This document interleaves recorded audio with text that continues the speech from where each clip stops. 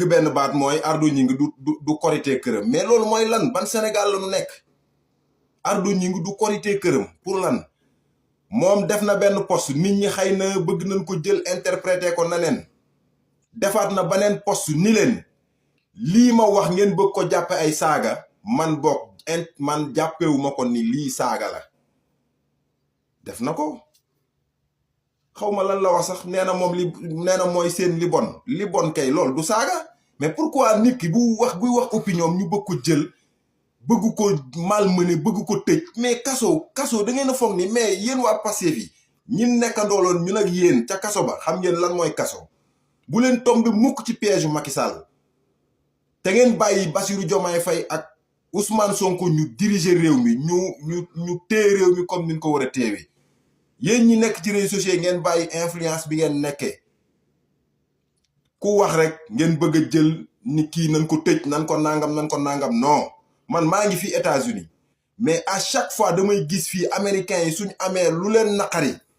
da ngay gis NIPD mooy police bi nga xam ni mooy police urbaine bi nekk fii ci New York da nga leen di gis dañ leen di entouré gérer leen ñuy wax lu leen neex ba nu pare ñu tas jotaay bi ku ne ñibbi parfois ci train bi ngay dugg nga gis am ku nit lu ko naqari day dem tiire ay feuillam def ci bind ci lu ko neex ñëw séddale ko nit ñi nga xam nga gis ko ci train bi lay taxaw wax kaas lu ko neex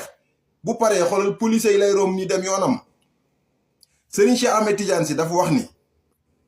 bu nuy natt suñu bët nan ko natt ci biti réew te bañ ko natt ci biir réew te ku ne xam na ni États-Unis démocratie fii la wulee ñaay kon donc ñun nañ leen jéem a roy ci loolu bàyyi tëj tijji bi ku wax rek ñu ni nañ ko tëj loolu la Macky Sall defoon ba sénégalais yépp jëppi ko kon donc damay lancer un appel le président de la République Bassirou Diomaye Faye Ousmane Sonko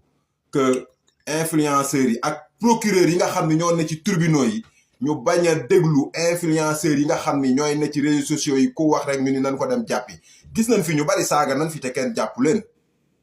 te nag justice lañ wax Ardo Gningue waxu fi lu kenn di dara sa gémmiñ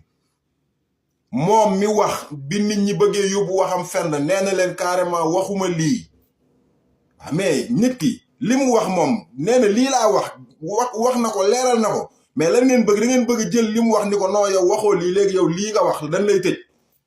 mais loolu c'est inadmissible Sénégal nag bu mu dellu ginnaaw yéen dañ leen a dénk réew mi pour Sénégal maanaam rupture am fi ci tëj tijji bi Macky Sall doon def dem ba ñëkk mënatul a arrière loolu man